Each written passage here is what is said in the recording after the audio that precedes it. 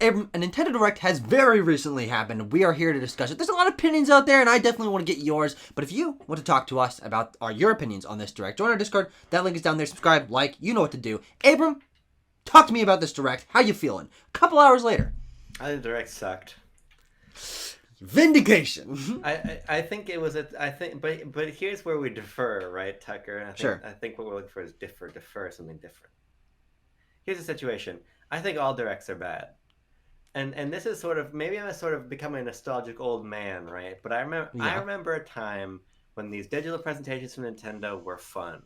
When you would have cutaways to Iwata just holding a bunch of bananas. You had Fizamech, you had Star Fox puppets, you had all kinds of heart and soul and showmanship. Yeah. Now you have bullshit fucking transparent buy a slot Nintendo Directs. Yes, absolutely. Because these showcases are, and in my opinion have been, full of filler garbage every single time. Yeah. So what I've come to the sort of realization of after today's Direct, because I've made my disdain for Directs as a whole known in the past. Oh, absolutely. Absolutely. For me, if I come out the other side of a Direct with a couple announcements that really spoke to me, that's enough. Because then my mind is on Pikmin 4. Yeah. Kind of all it's on right now. But I forget that it even came from a showcase. Heroin, Pikmin 4. Pikmin 4. But I forget that there was even a showcase that it came from. Because frankly, it was forgettable, it was poorly paced, it was full of farm games. And if it wasn't a farm game, it was a JRPG. And if it wasn't a JRPG, it was a JRPG farm game. Yes. Does it have problems with the presentation? Yes, but I don't care because I think these presentations have long given up the ghost of being community celebrations. And now they're Square Enix opened up the old wallet and pulled flip that around, show us your card. Pulled out some boulders and tossed in Nintendo to show off fucking everyday tasks or whatever that game's called.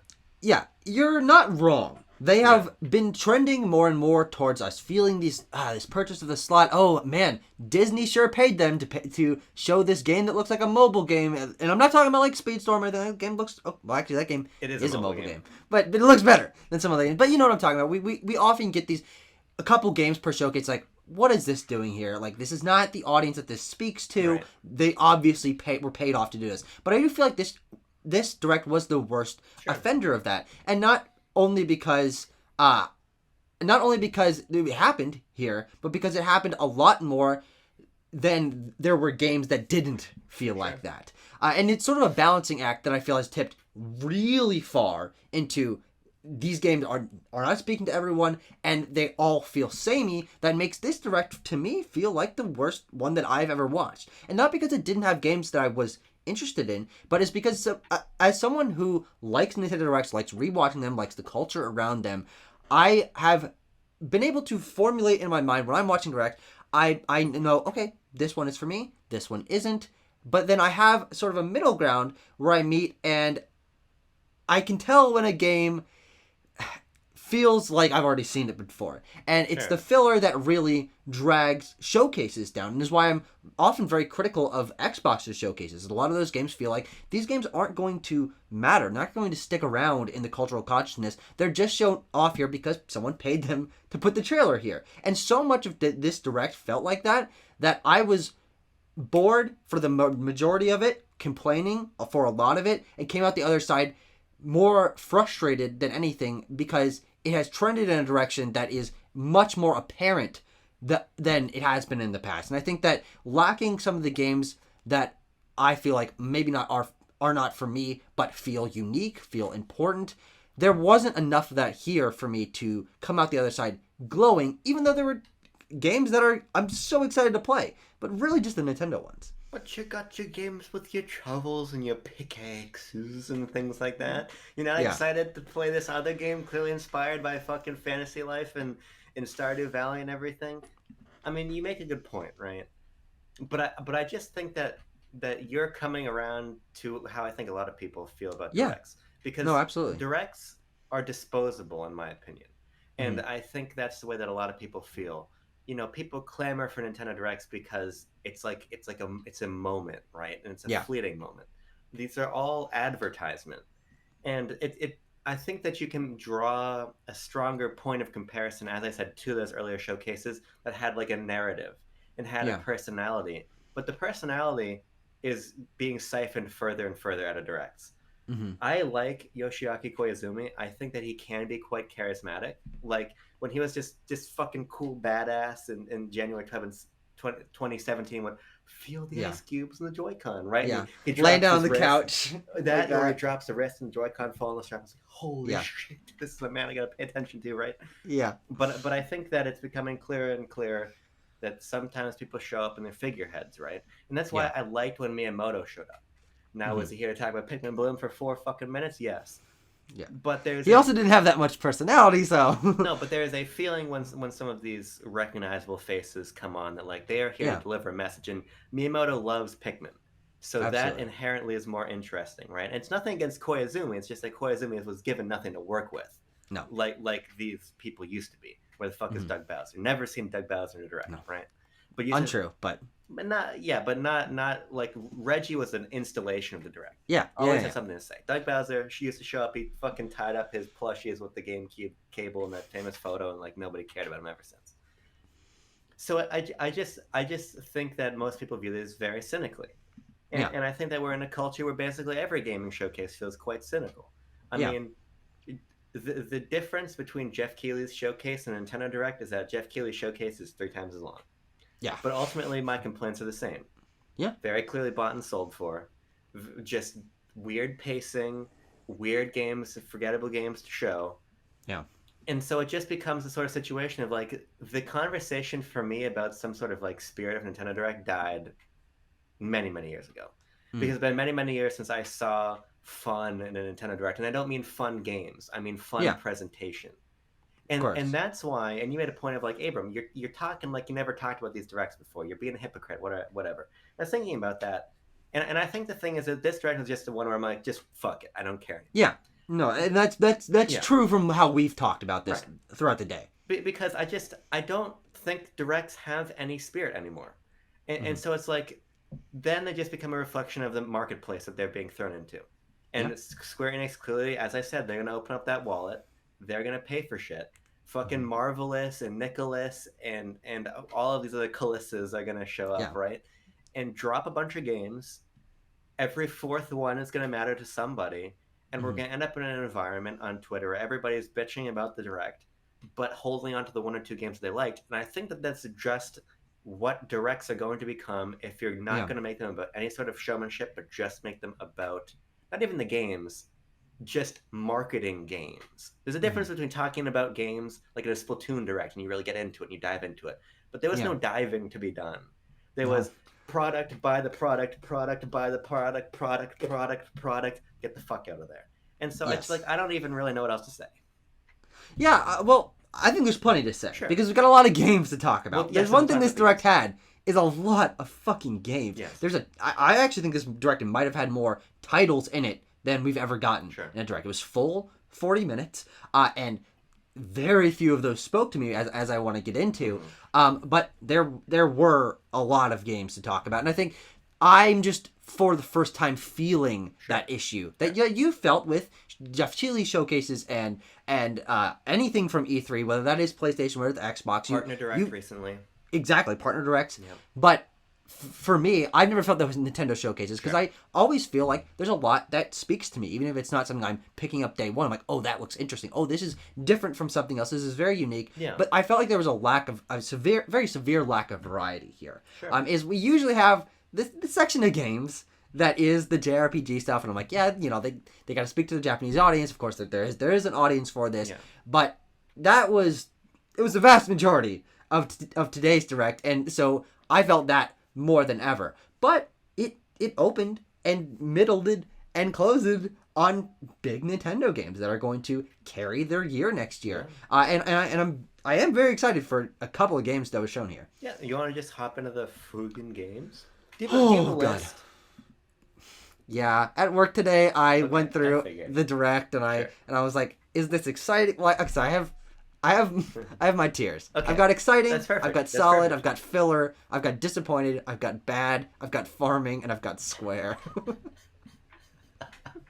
This is awesome. I love this. And the square games and the farming games appear in some of the earlier ones, but I just wanted to categorize them. I wanted to do a JRPG horseshit category as well, but those are apparent. And I'm not going through every fucking game here because again, there was like 50 something games. Yeah. Which is Xbox numbers, which is the number like how many console exclusives do we have today? We're doing a game a minute. We're doing it. It's kind of what it felt like here. So should where do you want to start here? I've got the list. You guide me through my No, list. you know what, Tucker? You're the list master. Just you take me through it. What? You take me through That's it. not fair. I just asked you. Well, fine. Let's start at the beginning then. How about? We'll start the first game, and then you'll take me from there. Okay? Okay. Well, the first game was Fire Emblem Engage, which is the first mainline Fire Emblem game that we've gotten since Three Houses. And this one actually looks different. It has a very different identity for Fire Emblem, and I'm very excited for it. Yeah. Because I've enjoyed every recent Fire Emblem game. And I think there's certainly potential to some of the changes that they're making and another big Fire Emblem game. But there are also some things that don't make me like mind-meltingly excited for this. Though I am very excited. I'm certainly going to play it day one. There's no question about that. Yeah. No, I'll play it day one. Also, I think that this is not really what I wanted after Three Houses. What I wanted was Fire Emblem to continue its ambition, not to again look back on its own history. Yeah. I think that's sort of, I don't want to say self-congratulatory, but sort of self-celebratory maybe. That predicating an entire game on that, to me, is not the most interesting concept. When we just saw, we had Fodlan, we had all this amazing stuff, right? And so seeing the trailer immediately, I was like, oh shit, it's more Fire Emblem. I really like Fire Emblem. Then I washed out my eyes, and I don't really like the art direction, specifically of the protagonists. Sure. Somebody took a picture of them and said that they got Sonic and Knuckles hair and overlaid Sonic and Knuckles on their hair, and I think that's funny. With the logo, yeah. But ultimately, I think the more vibrant style of the game is good. So I think the art direction for me is a little bit hit or miss. It just comes down to that central concept of like, man, I don't want to see Marth and Lynn and everybody again, right? No, somebody on Twitter said it's like oh, they're making a sequel to Fire Emblem Heroes. Well, here's the thing. Is this game? I think this game will be great. I'm sure. I mean, I thought Three Houses was excellent. I know they can do amazing writing, and I do believe that there will be a core world here of Elium or what I can't remember what dumbass like doesn't matter. Chrysanthemum or something. Yeah. There's going to be a world here with a history and a lore and a story that I will be compelled by. And the characters, whether it's a huge group like how Three Houses had multiple groups, who knows exactly what the original world that they're going to be creating here will be. I'm sure it'll be good, but I do think that the attention is drawn quite a bit away from it, because the identity of this game is not, look at this amazing world we've created. It's that it is referencing past Fire Emblem games. And I think the reason that this is a detriment to me, though it might not be when I actually get my hands on the games, is not because it's necessarily bad to incorporate the past characters or sort of this history, because Fire Emblem has sort of an intertwined history anyway into the game through summoning through rings. Like, it's all anime horse shit anyway. But is that it's the third time that we've done this. Yeah. Fire Emblem loves celebrating its past. Of course, we got a bunch of Fire Emblem characters in Smash, and people are always talking about this series as all these characters. Yeah. And then we got Heroes, and that was the first mobile game, and having all these characters come together, really cool. Yeah, it's a gacha game. And then makes sense. Exactly. And then we had Fire Emblem Warriors, which was that for Warriors, and it was the Fates characters, and it was Marth, and it was pulling in characters from Awakening. Yeah. And then it's like, okay, yeah, I can. It's Warriors. They did that with Hyrule. Perfect. Sure. Fantastic. But because we've seen that idea, the like reflection on the history idea twice already, it doesn't feel that exciting when they apply it to a mainline Fire Emblem game, even though this might be a really cool implementation of it. It might weave into the narrative in an interesting way. It'd be really cool to see, like, if they have these characters that you're playing forward, if they have character arcs, if they interact in the story in different ways, if you're unlocking one of the heroes from the past as you complete a story moment, you're teaming up with a moment, it might be amazing. But it doesn't feel special because we've already gotten it twice. Yeah, I just think that Intelligent Systems is more creative than this. Yeah. Like, Fire Emblem Engage. Well, like, what are we doing here? I think you're right. I mean, ultimately, those are spin-offs. Those are mobile games. We'll see how this idea really plays out in the context of a mainline title. Yeah. But, like, Corrin, Byleth, but particularly Robin, have gone on to become iconic Fire Emblem characters. Yeah. You can make an iconic protagonist without saying Marth and Ike and Roy and Lynn are iconic. Yes. So they're gonna carry the game. I don't want that. I want Fire Emblem to step forward. But that said, I mean, it's that tactical Fire Emblem gameplay that I love, right? And it looks a whole hell of a lot better than Three Houses. Absolutely. Until you get to the open area, and then that looks about as good as the other ones do. But it's more Fire Emblem. It's hard for me to motivate any real excitement for this and beyond. It's more Fire Emblem. Like Three Houses to me was like, oh shit, we're doing Fire Emblem but bigger and more, and this feels like it might be a regression. It's too early to tell. Yeah. But well, I think it's too early to tell because we haven't seen much of this game. Yeah. I mean, it was flashes of the overworld, it was flashes of the combat, right. It was flashes of exploring whatever the hub area is. But I do think that they've learned.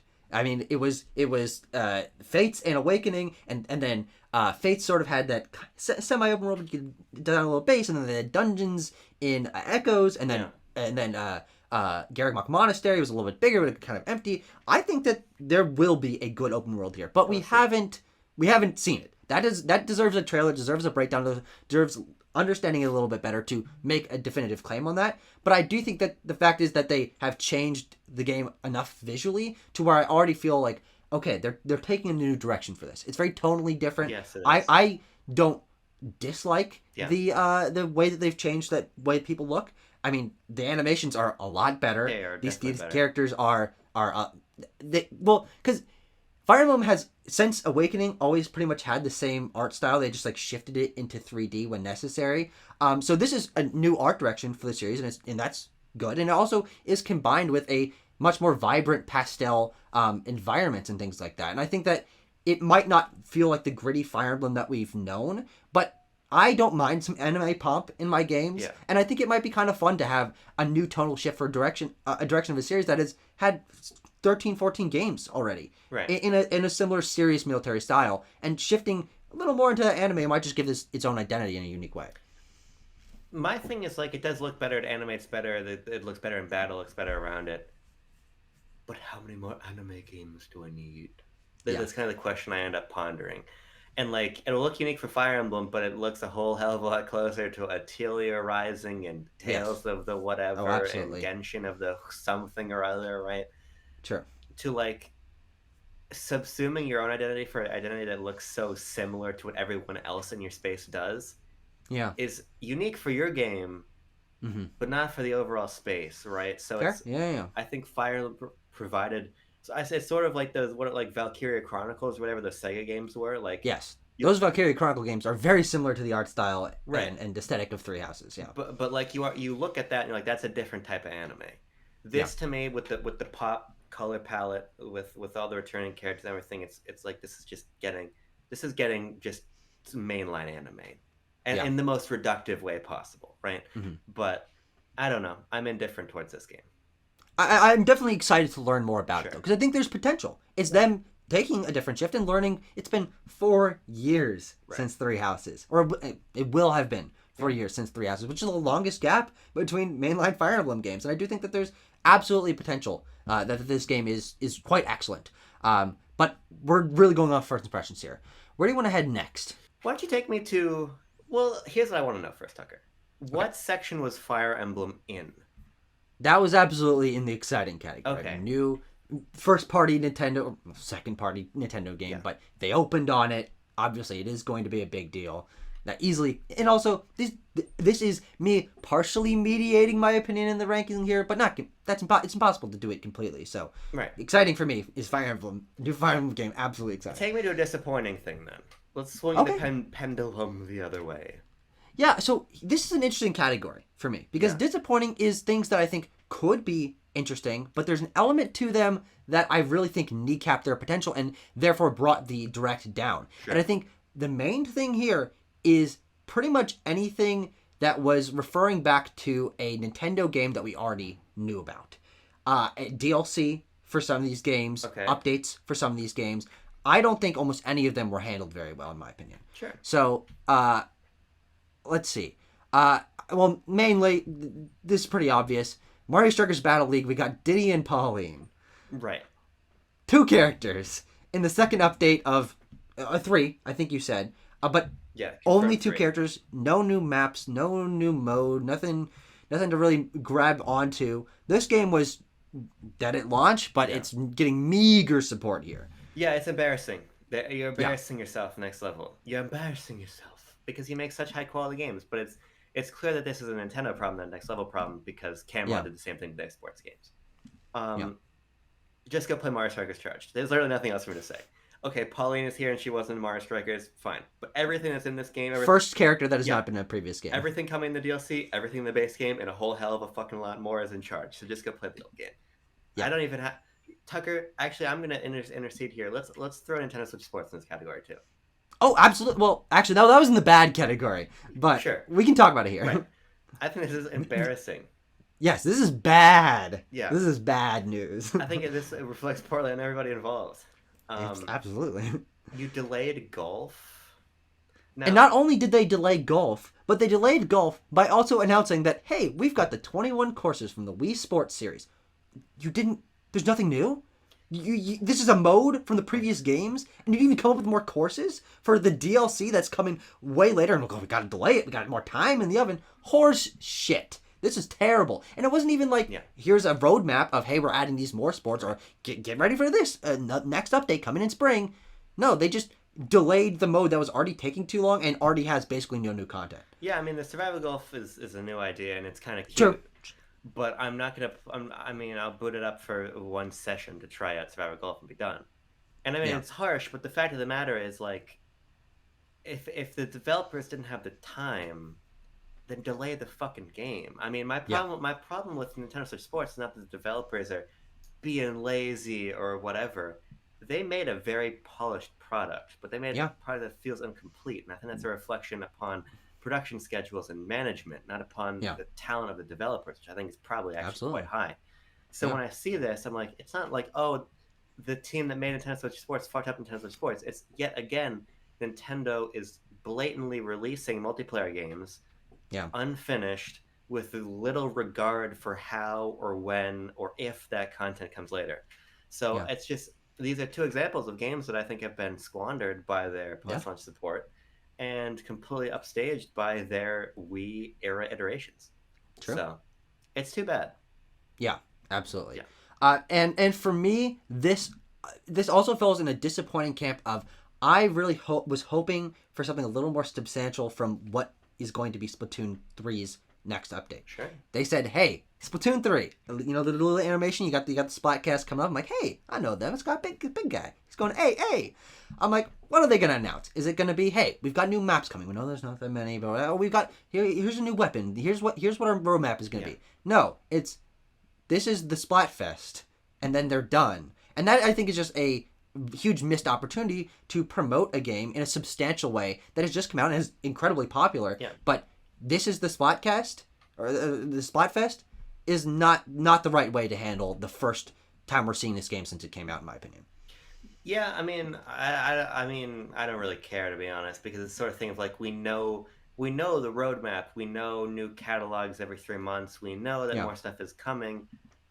Showing up and saying, hey, the first major event for the game is like 3 weeks after launch, doesn't really irk me, doesn't really rub me the wrong way. I was quite indifferent to the whole thing. I think just what's sillier. Well, that's the thing is, I don't want to be indifferent towards one of my favorite Nintendo series showing up in a direct. I want that to be a moment, especially because they don't have these directs that often. Like, this is the first time we're seeing it. Yeah, the game just came out, but we're probably not going to get another direct until easily after a couple of these passes have gone by, and then it's a little too late. Or it's still gonna be exciting, but I want there to be an excitement when I see one of these games. I mean, that's what the trailers are for, right? I mean, that shows up on Twitter, it shows up wherever. I just don't think it matters ultimately. Like, Splatoon just launched; it's less than a week old. The game is huge. People have got the base game to play through, right? We don't need to be going new update right now. Mm-hmm. Did it make sense? Sure. And what we got instead was the first event. It's what I expected. I think if anything, like you're on a desert island, you can take gear or food or fun. I think it's a stupid theme. I have more issue with the theme than like the placement of it, because like, doesn't need help with sales, doesn't need help with exposure. Where I still haven't finished the campaign, everybody is still settling into their ranks and the content that's here. It's just like I'm going to a desert island. That's your theme, and I'm gonna bring food or fun. I don't care. I have no vested interest here. What happened to the Pokemon Red versus Blue Splatfest or something like that? Yeah. So I just hope the theme is a little bit better. That's where I come down on that. But Yeah. I also was personally pretty disappointed by the way that they positioned the Booster Pass Wave 3. I mean, this wasn't bad, but the fact is that it's coming out in winter, so it's going to be a couple months away, and they only showed us 3 of the courses. So it was just a really weird way to sort of like, hey, this is still coming, but it didn't really feel necessary. no, but I don't think the showcase felt necessary. So Sure. my thing is like, yeah, those courses look good. Merry Mountain, from what I understand, is like one of the best designed tour courses. Hmm. And Peach's Garden, I don't really give a fuck. It's a fine course. I played it many times in my life. I just don't understand that like they just kind of like dropped the trailer for the last one. Yeah. Like it's coming out in a week. Now they're like it's coming out in holiday. Yeah. So whatever. I don't really Mhm. care. I don't need a hype cycle for the DLC. Everybody bought the DLC already. It doesn't matter. So my Yeah. thing is like, okay, you're showing me some courses. Cool. See you later. See you in a couple months. Yeah. Are we out of the DLC rock block? I think so. Well, quickly mention, I mean, this is what I'm sort of indifferent on because it seems like the people who care are excited, but Xenoblade 3 expansion pass, 1 hero in swimsuits, and a challenge battle mode. I mean, it's fine. It's obviously only a part of the DLC, but having the announcement really be that we got 1 new hero, it just seems a little bit underwhelming for me. My feeling about this is the same as this of the Mario Kart stuff. You bought the DLC already. Obviously, Monolith already said that the big expansion is coming next year. Yes, absolutely. I was not expecting that. Yeah, it's an advert for the game again. So Yeah. whatever. I also want to place here 2 big games, 2 exciting games, 2 good games that are coming to Switch, but have been severely kneecapped by the lack of power of the Nintendo Switch. Sure. Sifu and It Takes Two. Yeah. 2 of the most critically acclaimed games of the last few years. I very much enjoyed what I played of both of them. Yeah. It's very cool that they're coming to Switch. I mean, getting announcements like Wolfenstein and Doom and Witcher 3, like, wow, these are coming to Switch and other people are supporting the Switch. These games are coming to Switch, but they look terrible. Yeah. They run bad. They look bad. These are both great looking games. Some of the best looking games of the last few years. And they're coming to Switch, and it just shows that they did not put the time in to properly porting these games, or that or that the Switch cannot handle these games anymore. I think it's the latter, but I also think it's probably a little bit of malaise in the former of it. You put it on Switch, it's going to sell anyway. People are willing to buy a game because it's on Switch, not because it runs well on Switch. Yeah. Yeah. I don't care. I mean, this is going to be my response to most of the things we're going to talk about, but like, okay, Sifu, It Takes Two. These games aren't old enough for there to be some sort of excitement that they're coming back, and they're not at release, so it's not exciting that they're coming to Switch. Mm-hmm. I get it. There are people who only have a Switch, who can only play games on Switch, and I get it, and I'm happy for you. But I don't care. Yeah. Yeah, for me is, even though I have access to both these games and I would not play them on Switch regardless, I do think these are big enough deals. These games are both big enough deals. Having these games on Nintendo's system is cool. Having them be in more places, more accessible to great games is important, is great. Yeah. But this should be a moment of the Direct where I'm like, yes, Nintendo's getting third-party support from these big teams. These games are great. Awesome. But then I see how bad they look. And it just, that takes away from the fact that they're on Switch at all. I'm like, no one should play this there. That it's going to be a worse experience of It Takes Two to play it on Switch. Like, markedly worse. I mean, the game looks like it's in 480p, and it's one of the greatest looking games of the generation if you play it on Xbox or on PlayStation. Yeah, I mean, just like an action game like Sifu, it's really important that you got that frame rate there to support you. And if that frame rate's not going to be there on Switch, I don't really know why you'd bother. But we'll see. And also falling into this camp is that we're getting cloud versions of Resident Evil Village 7, 3 Remake, and 2 Remake. Yeah. And they're cloud versions. And God damn it. There was no alternative. I did my Resident Evil voice to talk about how you can stream these games and fight the demons. But, like, again, it's a situation of there is a core audience of people. Phil in our Discord, Tim in our Discord only play on Switch. And if you've got good Wi-Fi, these cloud versions are not bad. But I think they sort of stand as an antithesis to what the Switch represented. And Yeah. so I get it, options, everything, yada yada, whatever. If you have a use case, you have a use case. I don't. I think it's Mhm. silly. I think that if you're gonna bring a game to Switch, it needs to make sense for the platform.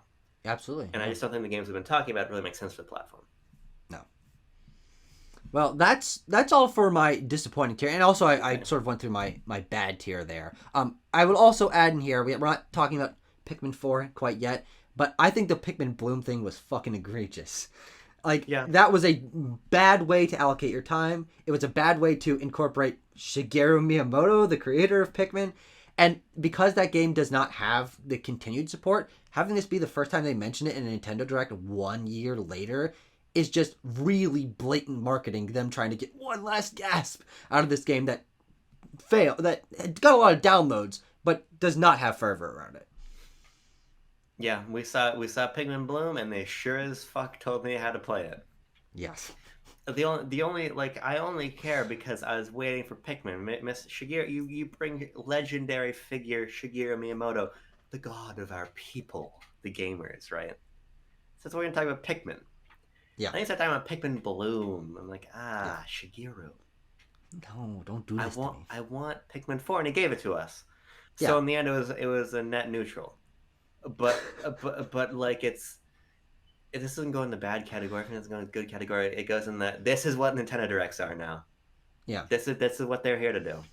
Yeah. They're here for Shigeru Miyamoto to show up and say, "Hey, I'm working with Chris Rock or whatever that fucking guy from Illumination Entertainment Chris is." Meledandri. Yeah, we're working with him. We're really happy with the movie. We're making a theme park, and here's a mobile game you should play. Yeah. We get it. I just wish that Pikmin Bloom had been included in that. It's like, hey, we're talking about Pikmin. By the way, we've got this Pikmin game that's on mobile. Show the game for 10 seconds. Boom. Move on. Hey, but we got what you really want. I think the fact that they just explained how the game works, like, that's something you see when the game comes out. You do not see it a year later, Yeah. especially when there hasn't been support. Like, it wasn't even like, here's Pikmin Bloom, and, oh, by the way, 1 year anniversary, here's a really fun update that revives the game. It's like, no, here's how the game works, and you can walk around and you can send your Pikmin places. It was really bad in my opinion. Yeah. And then, frankly, I mean, there's a couple of other games in here that I think are interesting, but almost everything else falls in the either filler, square, farming, or solid but not for me category. Yeah. Except for the Nintendo stuff. Anything else you wanna shout out from there? We'll do sort of a shout out block here. I'll shout out Tunic. Well, shout out in the filler categories. Yeah, I mean, because it's not like there weren't any games there worth at least a mention to. Tunic is a great game.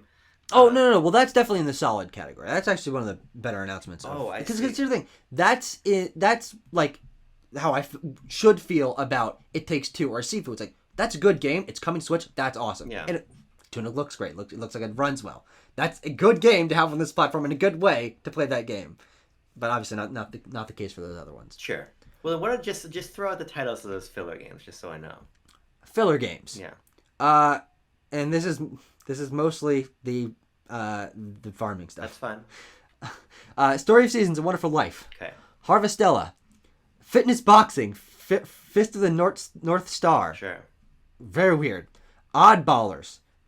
Which I believe is another Gang Beasts-like, as I referred to it in our reaction.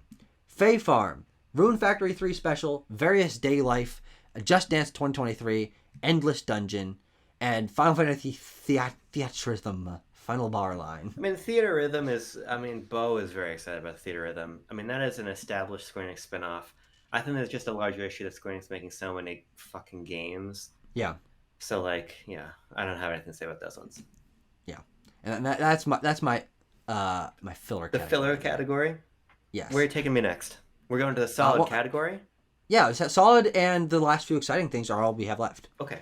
So we're moving up in the world, Yeah, buddy. hit me with that solid category. Solid category. Tales of Symphonia Remastered. Stop. Now this is one. This is an exciting one. Oh, okay. Not for me, but I think this is sort of emblematic of the sort of legacy software that I like when Switch receives. Yeah, of course. Tales of Symphonia is very expensive. It's notoriously hard to access. It is a beloved JRPG that I believe is on both Dreamcast and GameCube. I'm most familiar with it as a Dreamcast. No, I'm thinking of Skies of Arcadia is on Dreamcast. I think Tales of Symphonia is only on GameCube. They're all the Sure. same. I can. Do you want me to fucking Sure, you can look it double up. check it? But it's cool that they're remastering that game. I watched Martin play a lot of these sort of like JRPG, like middle budget remasters. This is basically exactly what I thought.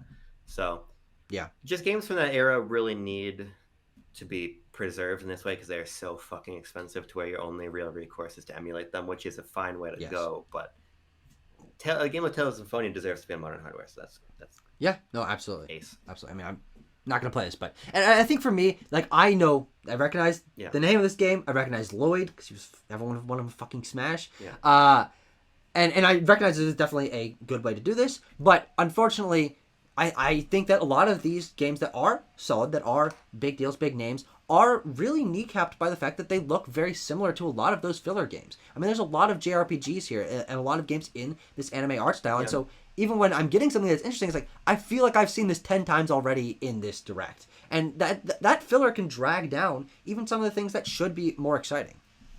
Yeah, I mean, like Tales of Symphonia is sort of more of a progenitor of that style. I mean, obviously, Yeah. and fucking JRPGs have been around for a long time before Tales of Symphonia, right? But I think there's a sort of feeling that like the modern JRPGs look the same, right?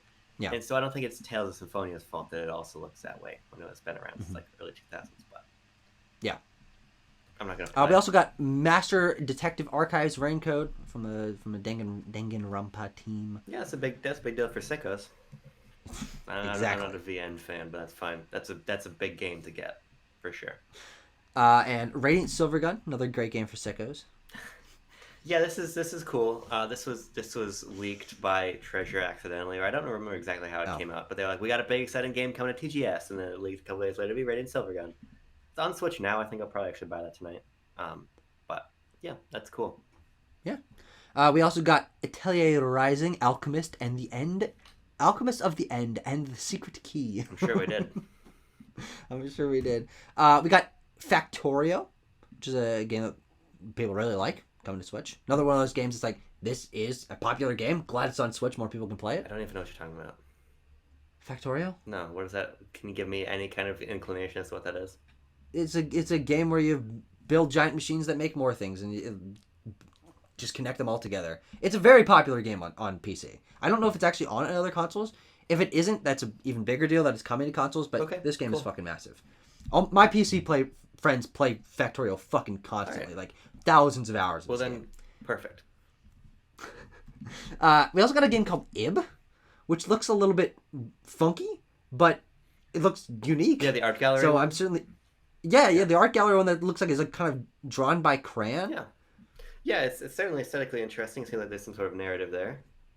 Not something I'm interested in, but a cool looking independent title nonetheless. Definitely, yeah. We also got the Front Mission remakes and the announcement that Front Mission 3 is also getting a remake. Seiko's very excited about this one. I don't understand why Square Enix and Sega give important legacy IP to Forever Entertainment. Forever Entertainment. Can you give me a context? Here we go. Does not make good remakes, and we had this conversation. The Panzer Dragoon remake is not that's enjoyed. right. The House of the Dead remake is bad. I just They're giving them 3 games now. I mean, Front Mission is not an IP with a lot of cachet, but it's an IP with a lot of history. So it seems very silly to me why if Square Enix is willing to allocate budgets to fucking whoever wants them, but you don't give that IP to somebody bigger. But maybe this will be the one that turns it all around for Forever Entertainment. We'll see. SpongeBob SquarePants Cosmic Shake. I said SpongeMance, but you know what I'm talking about. Looks like a 3D platformer. Looks like a quality 3D platformer, but nothing to say. Yeah, no. I mean, Battle for Bikini Bottom. People love Battle for Bikini Bottom Rehydrated. Apparently, it wasn't that great. Mm-hmm. But you know what? You color within the lines, so you can go make your own thing, right? So it certainly looks good. I don't really have the bandwidth to play a licensed 3D platformer, especially not one tied to SpongeBob SquarePants. No. So I don't care, but whatever. Enjoy, children whose parents get them this. It's one of 150 games Embracer Group is publishing. So yeah. We also got a trailer for Sparks of Hope. That game continues to look good, but I don't know if this trailer really added anything new. which is something that I kind of want to just mention as important to me when getting a direct. Is if we're seeing a game again, I think there needs to be a reason why it's getting another trailer. Of course, games can be marketed. They're coming out soon. You want to make sure people know that they're coming out. But I think there's something really important to something being in a direct, being presented by Nintendo. Of course, it's a Nintendo published game. Yeah. And having it there be a reason why we're getting this trailer in a direct. It kind of just felt like an ad for the game. Oh, Tucker, Or it might have been even exactly something that was shown in the Ubisoft Tucker, one. there's a beautiful reason why that was in the direct. It comes out in 3 weeks, and people need to spend money on it. Yeah. We also got so here's some stuff that is stuff I'm not like raring to get, but I recognize these are big names, and there's certainly things that like I think is interesting and exciting to be included in a direct. Okay. Fatal Frame, A Mask of the Lunar Eclipse, which is a remaster of a Wii-era Japan-exclusive Fatal Frame game. Yeah, this is super cool. This is the type of shit I like to see, and this is a Suda51 game I've come to learn. I am quite interested in the Fatal Frame series. I remember being a kid visiting my aunt and looking at the boxes for the Fatal Frame games and being scared by them. Yeah. So I really would love to try this. I'd really love to try Made of Blackwater, which was the former Wii U exclusive one. Which has since come to everything, and also this is coming to everything. Cool. Yeah. A notable announcement. Absolutely. And alongside notable announcements, or I guess one of these is a reconfirmation, Crisis Core Final Fantasy VII Reunion coming to Switch. The only Final Fantasy VII Remake universe game coming to Switch, but this game looks very good for a Switch game. It has a release date now, too. It wasn't in the direct. Oh, interesting. Square Enix announced on Twitter it is coming December 13th. So this is a 2022 game. Yeah, they said that was going to be the case when they revealed the game. Well, they said it was going to be winter. And sure. So the feeling was that it's probably going to end up being a January or February game, but it's a December game. But I mean, they don't have that much coming out at the end of this year, so they got to fill that slot. That's a great point. Right. But no, I think this looks fucking awesome. I'm not going to play it on Switch, but I think it looks awesome. No. I'll buy this one on PS5 day one for sure. And this is definitely like the gold standard in this direct, at least, of this is a port that I'm glad is coming to Switch and looks great on Switch. Because it's not a port; it is a multi-platform version. True. No, but I think it's an important distinction to make because not enough people make it. Like they didn't port the game to Switch. They said we're making Final Fantasy Crisis Core Remake Reunion, whatever the fuck it's called. And it's coming to Switch. And it's coming to Switch with the other platforms. So. Sure. Yes. And also Octopath 2, Octopath Traveler 2. That's coming out soon, right? Like fucking early next year? I didn't catch that, but I can look that up. Yeah, I think it has release date of early next year. It's also coming to PS5 and PS4. Oh, okay. Interesting. Yes. Coming to Switch in February. Yeah. So Square Enix has this whole HD 2D thing down to a fucking science, clearly.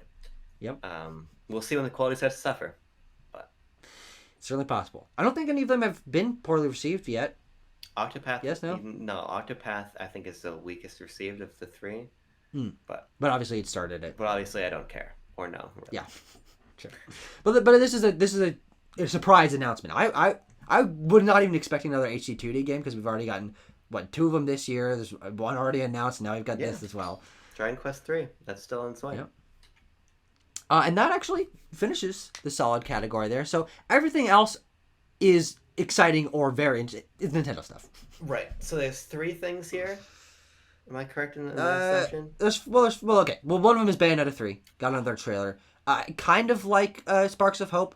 I think there might have been more information here, but I wasn't paying attention really because I'm gonna play the game and I didn't play 2, so I wouldn't really be able to tell what's new. And I didn't pay attention to the other trailers, so I couldn't tell you if anything here was new. But it's a game that I'm excited for. So yeah, Bayonetta 3 continues to look great. Yeah, I think this game is gonna be fucking killer.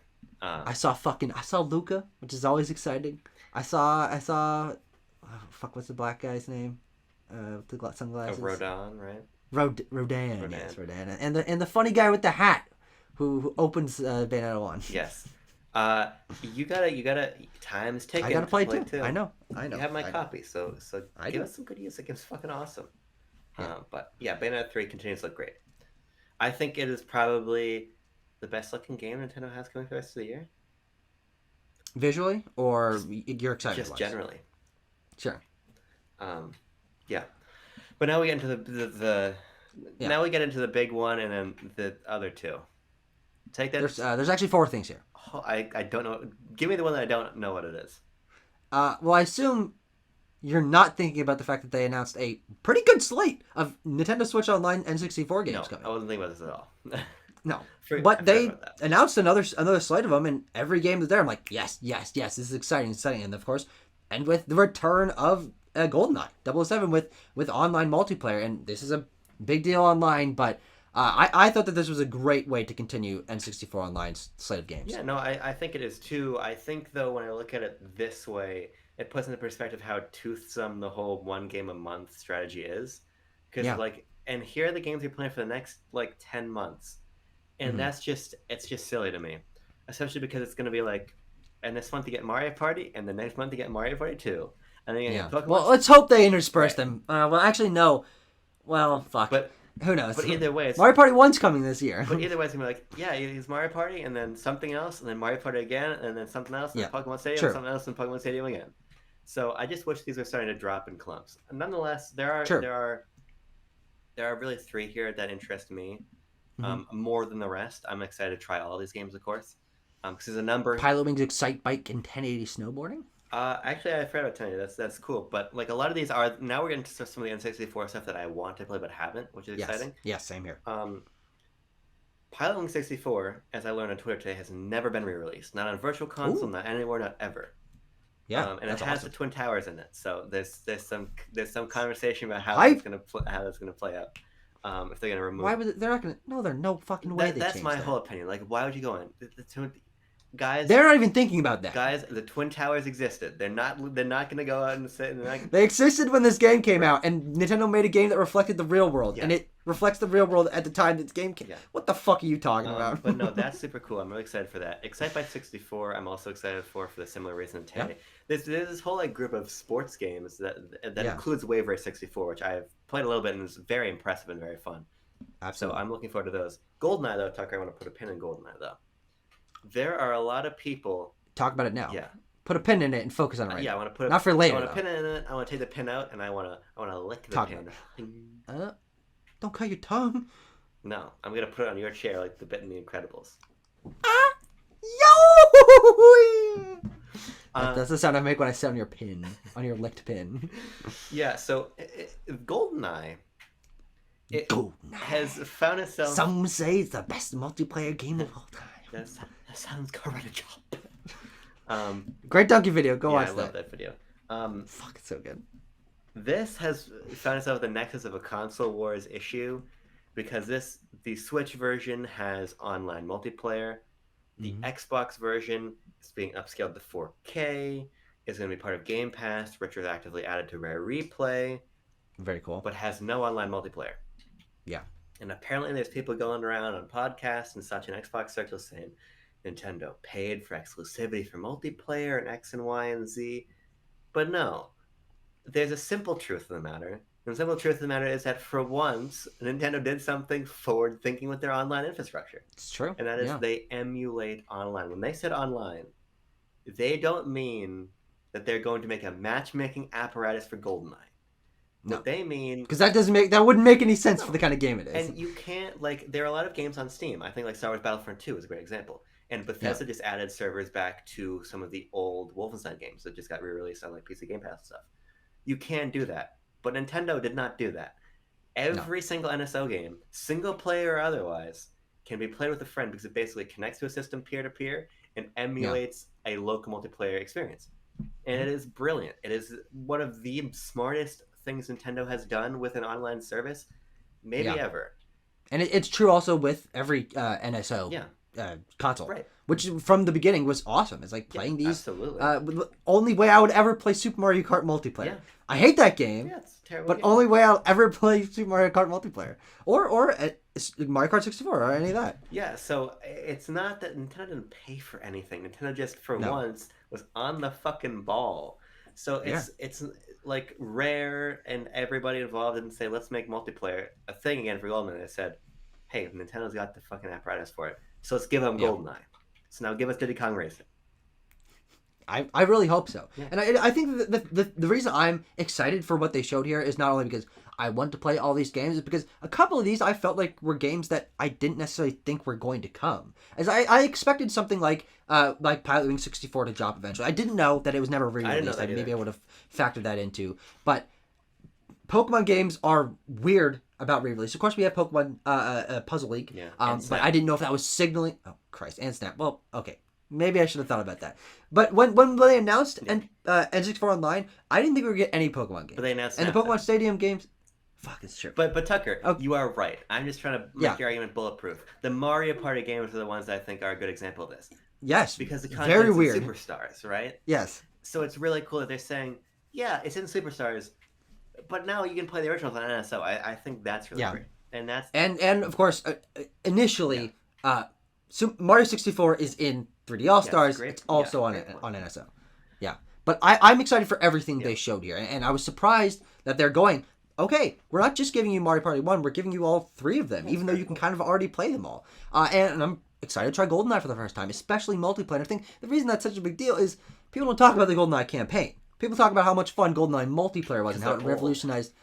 Exactly. We don't know how well it's going to hold up. We have never played this game before. I'm excited to. I'm absolutely really excited to try. Oh, you've played it? I played GoldenEye, You must. and I think you must GoldenEye plays like shit. It gave my friend a headache because we had to stop playing. But he's also one of Yeah. these PC sickos, so it's like I gotta get my frame Yeah. rate and my everything Yeah, right. yeah. But I don't think GoldenEye holds up well. But I think that with visuals that have actual clarity to them, Yeah. I think they could be improved. But it's going to be fun for us to play together and do it as a Absolutely. GoldenEye hold up video. And maybe we can even make the foursome complete. I'll maybe get my pal Benjamin Hayho of Switch Sure. Player and Lost and Colton's and Ninty Fresh fame, who fucking loves GoldenEye, and we can Mhm. see if we You just kick our ass in it. and then chat with him about sort of Yeah, the sure. modern That value would be of it. great. I think that'd be Though a lot that of fun. doesn't complete a foursome. I don't know. We'll throw in Tim Sure. Yeah. Sure. because I was talking with Tim about GoldenEye a little while ago. But that was the thing that you forgot about. Now there's 3 things left, Sure. and they're the 3 other big Nintendo games that are coming out soon. And I think we got a new Kirby game. We got an old Kirby game. We got a new Kirby game. Another Kirby port. Yeah. Kirby ports aren't. I guess they are relatively common. I mean, we get remake of Superstar with Superstar Ultra. We got Kirby's Extra Epic Yarn on fucking 3DS. Now they're doing Kirby's Return to Dreamland Deluxe for Nintendo Switch. And you start the conversation with this one. I think you're more passionate about it than I am. I'm just dispassionately annoyed by it. Sure. There's one remake you left out of that list, Tucker, and that is Nightmare in Dreamland, which is Oh, true. which is Yeah, that's a- where I started my. from the ground up remake of Kirby's Adventure. This is some kind of like weird fucking cell shaded abomination of a remake of a Wii game that is unremarkable. Sure. My feeling Yeah. about this game is that when I talk sometimes about Nintendo's release calendar feeling very corporate, this is a critical example of what I mean. Because Sure. you're taking this game from 2010 or 2011, which is a fine game, but was iterated upon it with sequels that Yes. are basically that core idea and aesthetic and tone and everything, but a little bit stronger, with Triple Deluxe and then Star Allies, and then one game that's really special in Robobot, but picking the one of that conglomeration that was the easiest to port forward, Yes. Absolutely. slapping what I feel like is a mismatch. And in the reaction, like, "Ooh, I like this style," but the more I look at it, I don't like how certain things have outlines, certain things don't have outlines. I think that there's like a variety of texture quality. It looks papered over. It doesn't look robustly rebuilt. So I just find myself saying, you picked the Kirby game that was easiest, you gave it an art style that just hides its age, and you charge $60 for it. And it's even called Kirby's Adventure Wii Deluxe in Japan. Like, are you kidding me? That's funny. Yeah. I just think, and I said this in our Discord, you could imagine if they remade Superstar in the Star Allies engine. Or imagine if you did the fucking tech you had for Sunshine in 3D All Stars to bring Air Ride forward. Mhm. If you wanted to go for a comparatively lower, investment project, Something Yeah. like Air Ride would be so much more valuable. But we got a Absolutely. release that feels not valuable. We got a release that feels like we want more Kirby. So here's more Yeah. Kirby. And I Yeah. went from being like, oh, it's a new Kirby and this is fun because I haven't played this one, to, oh, I'm just going to go buy it on Wii U and forget about this. Because I think that I feel like Kirby was this like anchor point in 2022 of Yeah. full releases, clever ideas, polished innovation. And then we get this, and I'm like, this is what I liked so much about Forgotten Land. It wasn't any of this. Yeah. It's weirdly indicative of what the majority of last gen Kirby releases were. Yes. It was us getting extra epic yarn and people like, what? Why? What the fuck?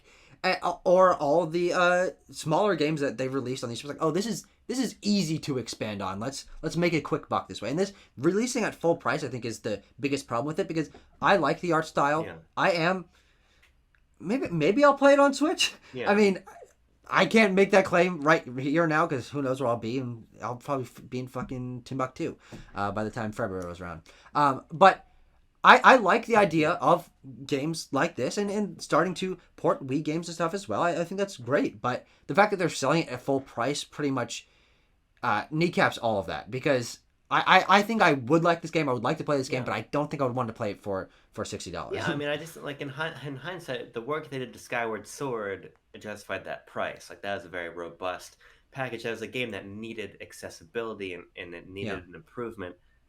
Another 2D Kirby game, I just don't view in the same light.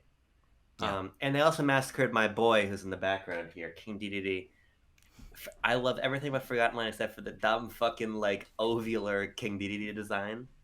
And I don't understand, like, why, like, one of the few main changes to Return to Dreamland is that now it's a new DDD. I wouldn't even be able to tell the difference. Side by side, Tucker, 100% you would. Okay. This is Can you DDD send me the Erasure. comparison earlier? Yeah. Or later? Yeah, I can do that for sure. Not earlier? That would not make sense. That'd be hard to do. Yeah. But that's Kirby, right, Tucker? It's Kirby. And then we also have what they ended on, and of course was, frankly, let's be honest, for most people, the big thing of the show, which is Legend of Zelda Tears of the Kingdom, coming out on May 15th, 2023. And I think this is simultaneously exactly what people wanted, but also the lamest possible way they could have showed this game. Yeah, I think the name is interesting. First of all, I think it's pretty clear that the name is why it wasn't live streamed in the UK. Yes. Which is both a dumb sensitivity, because I think that I'm not a royalist. That's personal, but I just think, like, that's why you delayed. I don't know about that, but it's a big enough deal over there that they really it let's is not a risk it, I guess. Enormous deal. Well, actually, no. Can you fucking imagine? Well, the game was still announced. The game was still announced. I don't fucking know. It's like, yeah. So Nintendo of Europe. The live video went up. I don't fucking know. But my point, like, it was token at best. But what was interesting with the name is, like, The Legend of Zelda Breath of the Wild 2, that to me is it's going to sound obvious, but stick with me for a second. That is a sequel to Legend of Zelda, right? Breath of the Wild. The Legend of Zelda Tears of the Kingdom, it's not The Legend of Zelda Breath of the Wild M Tears of the Kingdom. You know what I mean? Mm-hmm. Like, it's more of a sort of symbolizing a new Zelda game opposed to a direct sequel. You know what I mean? Now, obviously, even more than, like, Majora's Mask, it is a direct sequel to the last game. Whereas Majora's Mask was tonally, narratively so different from Ocarina of Time that mechanically everything, But I'm gonna be curious. It was only the same engine-ly. Yeah, I'm gonna be curious to see if this name is symbolic of the fact that maybe with all of these extra years we didn't think we're going to get between Breath of the Wild and now Tears of the Kingdom, that maybe this is something more. Yeah, we still have little footage of it. I don't know if it is. I don't think it is. Well, I'm very excited to talk about this with you, because I'm completely on your side, because I was already on that side, as I thought that it was going to be something more. The amount of fucking development time going into this game, I thought I was future projecting that I would have the thoughts that you're having, and I did at the time. Whatever, but I think that getting the release date and getting the name is exactly what we wanted. Sure. We want this. This is the tentpole game for them next year. 100%. Getting the release date for it and the name that has been such a mystery for so long is super exciting. But I really wish that this game was shown better. We've had 3 trailers now that are 20 seconds of footage. And we understand that it has the same art style and that there's stuff in the sky and that there's, a couple different powers. But we don't really know how different it is or what the narrative is going to be that draws us in. That what are the changes that make you really compelled to return to this world, and how markedly different is this world, and how markedly different do the change in the world impact the flow of the gameplay. And I think these things are there, but they're not showing it to us. And the fact that we got the release date and name trailer with the same tiny amount of footage, and this game releases in 9 months or whatever, or something like that, a short amount of time from now, 8 months. is ridiculous. I'm excited about this game. I like the name. I'm excited about the release date. But the fact that they're not showing us this fucking game is very frustrating to me. I'm not going to lose a single wink of sleep over it because I was never excited. And here's the thing, and this is important, I think. Nintendo is not giving me a reason to not be skeptical about Tears of the Kingdom. Yeah. Nintendo will show footage 3 weeks before a game is released and release the game, right? 9 months is a whole hell of a lot of time. Yeah, now, true. I think that they recognize that the sort of Nintendo release model of the game is coming out in 3 months, let's announce it and drop trailers and footage is not going to work for a game that is of this level of industry-wide interest. I think they know that's not going to work. That's their golden goose. They got to milk it. They got to show people we got Breath of the Wild, or not Breath of the Wild now, Tears of the Kingdom. But like if you're skeptical about the game, why should I not be skeptical? What can you point to me and say that this is why this is not just Breath of the Wild again, right? And so there's plenty of time. You're going to get that trailer. It's going to happen. Yeah, of course I will. But I think that if they recognize that this game is important enough to not do the Nintendo thing of let's just have like a protracted release schedule, it signals to me that the game is not coming out in May. Sure. I think that it's cruising for another delay. That's my opinion on the matter. I don't care.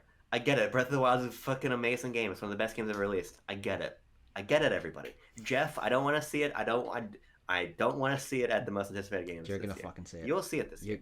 But I don't want to see it. I don't care. I have zero hype. This is how much hype I have for Fallen Kingdom, whatever the game's called. And Josh Thomas said it best today. I will play this game on day one. Yeah. I don't see a single reason to be excited or surprised by it. Sure. And I think that is the position that I have on this game. And it's a position that most people have on the game, frankly. Is that true, though? I mean, everyone's super excited for this game. This is the thing of the showcase for the vast majority of people. It's going to be the best-selling game from this showcase. Oh, maybe not Splatoon 3, but you know what I'm fucking saying. And getting the name and the release date is exactly what people kept asking for. It's like, where's this game? When's it coming out? What's it fucking called? And we saw it, but it wasn't supported by game meat, which is interesting. It was like, that's the bones. Where's the meat? It's one for the lore heads.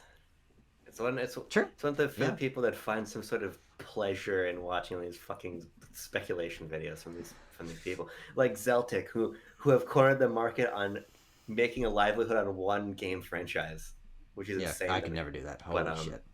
You guys, a lot of people do that. And now you guys actually have something to talk about, so it's fucking Christmas. It's Christmas time in YouTube land, I guess. No excitement.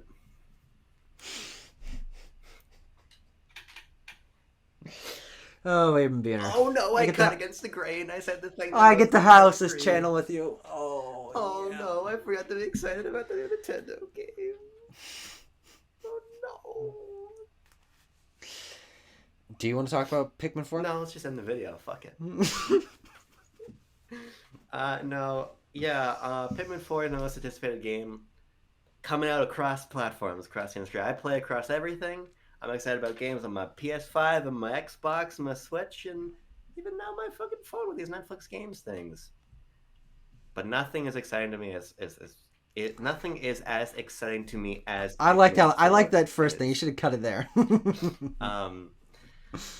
Yeah. What do you think about Pikmin 4? God damn. Isn't this just a special fucking game? And to me, this is just another indicator of how special the Switch is and how important it is and frankly is to me easily the best Nintendo console course. This game has not come out. We don't know that much about it. It could be fucking bad. Who knows? Who the fuck knows? But this is one of those mystery games that until this morning when fucking Pikmin 3 Deluxe was back on the featured page for whatever godforsaken fucking Canary reason in the they coal messed mine. that up. This was a game that I was convinced would never come out. Yeah. Because it was so concretely talked about multiple times. Yeah, it's done. This game has been done for half a decade, and that is wild. Yeah. But it is here. We have seen very minimal footage, but what is in there signals amazing things to me. I think it looks great. This is easily one of my most anticipated titles of next year, and it's fucking real. It's holy shit. It's fucking real.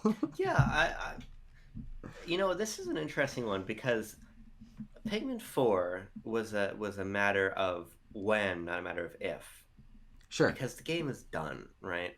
And the reporting by people like Emily Rogers, and I think it's kind of confirmed today, of like the game was done or ready or getting there, and then development was rebooted when it became clear that that was not going to be a Wii U game anymore. Sure. Pikmin 4 was going to happen at some point, right? I mean, Shigeru Miyamoto is Nintendo, and Shigeru loves Pikmin, so he was going to make Pikmin 4. He loves Pikmin Bloom. He talked loves about it for Pikmin more Bloom. time than this fucking game. So for me, it was less when Metroid Dread got announced, it was a, oh my god, I never thought this was going to happen moment. When Pikmin 4 got announced, it was it's the wait is finally over moment. Yeah. Because Pikmin 4 was always on the table, but we just didn't know where the table was. Yeah, well, You know what I that's the interesting thing is, you're right, but I think that the magnitude of Sure. it being on the table is basically incomparable to any other video game. I mean, we heard that this game was done in 2015, Mhm.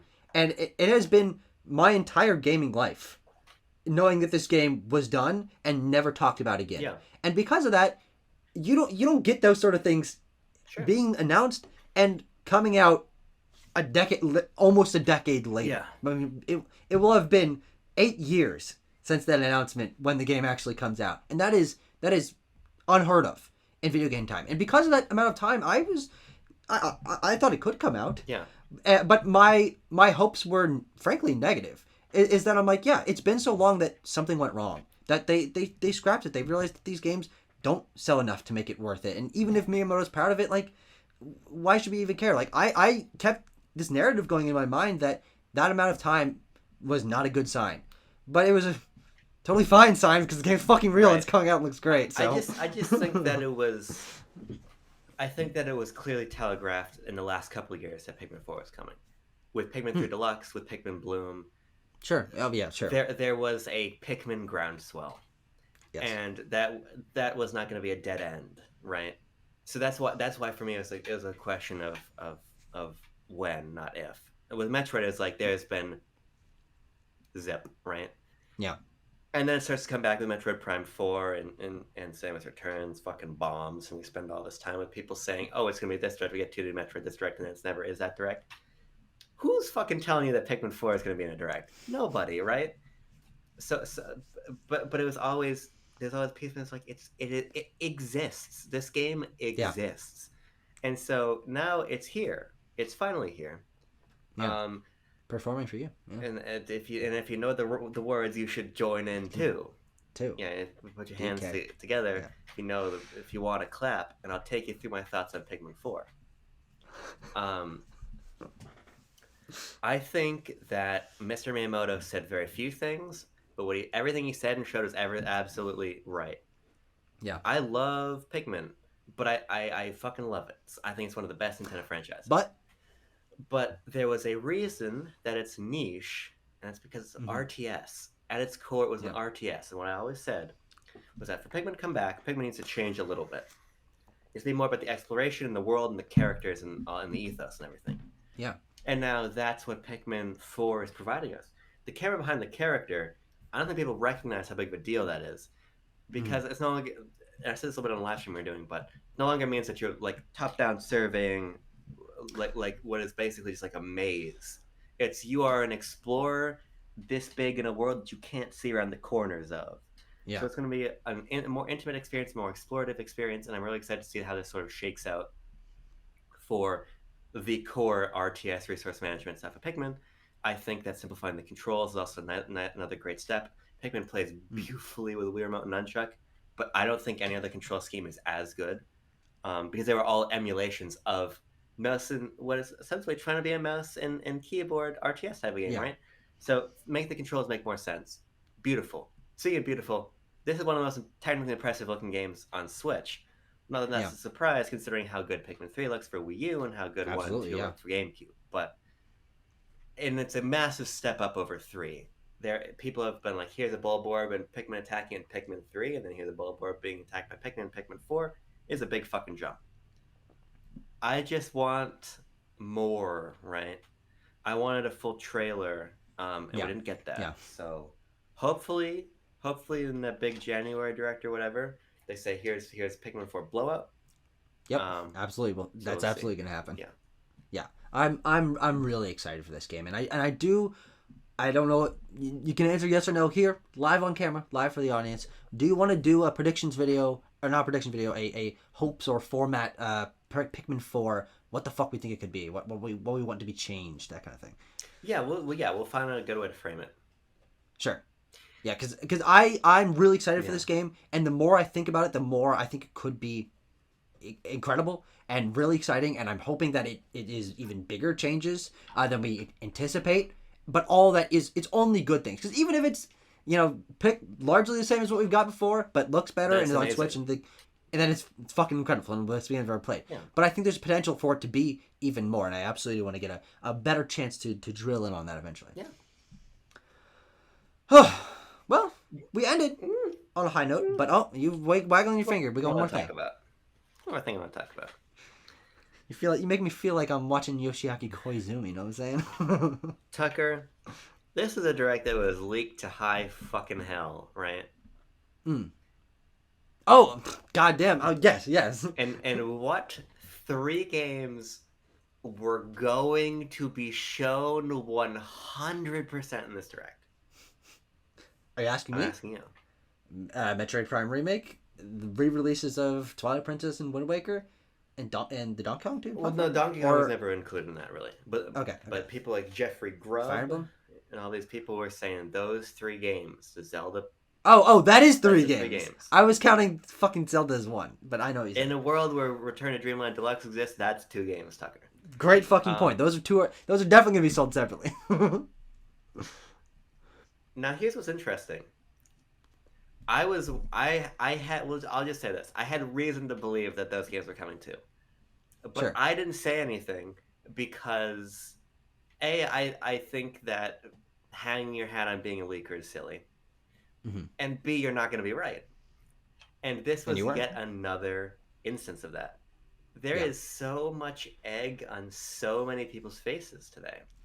And I just think that you ought to be very careful about what you say publicly. Because if you want to build a reputation, you can't be swinging and missing to this degree. It's not like we saw Metroid Prime HD. You didn't see the other two. First of all, this direct not needed more ports. That would not have made it better. So I'm not sad that they weren't there. I love Metroid Prime and I love Wind Waker. But just never trust a leak ever again. That's all I have to say. Never trust a leak ever again. And if you have information, be fucking careful that what you say is going to happen. All I want to say. Well, they were really fucking confident. I'm interested to hear about where that disconnect happened, because good God, were they confident. The interesting thing about those games is now, especially with the Zelda ones. Yeah. When the fuck are those going to come out? Because and of course, do you think that Breath of the Wild 2, caught me slipping, Freudian slip, Tears of the Kingdom, you don't think it's coming out in May? No. But that's what they're saying right now. So currently the schedule is planned for that to come out in May. No way in shit the 2 ports of 3D Zelda games came out before that, when we've already got January and February blocked off for Nintendo games. So then you hit March, it's like, no way in shit that's happening. Then these games don't come out until early 2024 or late 2023 at best. Yeah, I mean, I just don't think it matters. No, I'm not saying it does, but they balance release schedules. No, and this was the chance for these games to be real. They could have released in November or December, and then at least that's 5 months. But there's might not even be space next year for them. I mean, they still might drop them. I mean, you gotta remember 3D All Stars had 3 weeks lead time, and not for a digital release. That was on cart 3 weeks later, Sure. right? Sure. Certified on cart in stores 3 weeks later. Um, Nintendo does not have a Zelda game for this year, so I think that's an important thing to note. But Twilight Princess and Wind Waker, people who are excited to play them, you can go do so right now. Great news! Metroid Prime is available right now. So my thing is like these are not games of timeliness. Mm-hmm. So you can release these games in 2027, and it doesn't matter. Sure. And they probably will. Last one, Tucker, because it's sort of an MIA section to end up the discussion. Advance Wars. Yes. What do you think about this? This game's not coming out this fucking year, I'll tell you that. It was interesting. It was Stephen Totillo who asked Nintendo when the game is going to be released. And I actually want to see if I can find this quotation here. Because a quotation. Because it is, it's maybe one of the best PR quotes I've heard in a while. Yeah, let's see. So I'm loading up his page here. This has not come across my eyeball feed yet. Stephen Totillo says, quote, I asked Nintendo if Advance Wars 1 Plus 2 has been cancelled, given the lack of news about it since it was delayed due to the invasion of Ukraine. Nintendo reps reply, quote, the release has been delayed. We will announce the new date once it has been determined. So guys, when we have a release date, we'll tell you the release date. I think that this game is in major jeopardy of becoming vaporware. Sure, it's certainly possible. But the other thing is, it is finished. That woman played Advance Wars. Yeah. It was revoked from her Switch, but she played the fucking game and there's proof of it. The game is done. And this is... I'd rather Tears of the Kingdom gets canceled than this fucking game. I just really hope that comes to fruition. We'll see. Yeah. Pour one out for Advance Wars. Pour one out for Metroid Prime. Pour one out for the poor old Zelda fans who didn't get more ports. But you're happy. I mean, you don't want a Zelda game every year. We had a whole discussion about that. Yeah. Too much Zelda. Don't oversaturate. Don't oversaturate. Same way I feel about Fire Emblem. Don't oversaturate me. Don't oversaturate me with anything. How's your saturation right now? How you feeling? Right We're now? done talking about the thing? Yeah. Oh my god, I feel awful. Physically awful. I'm like, I just want to fucking... I'm sweating. There's E. coli in my throat. You know what I mean? This fucking ring light's hot. Yeah, we'll let you heal, but thank you very much for talking about us. This is a talking Marty-length discussion. Shit with you. It's not our first, and it won't be our last. See you in the future for another Marty length fucking horse shit.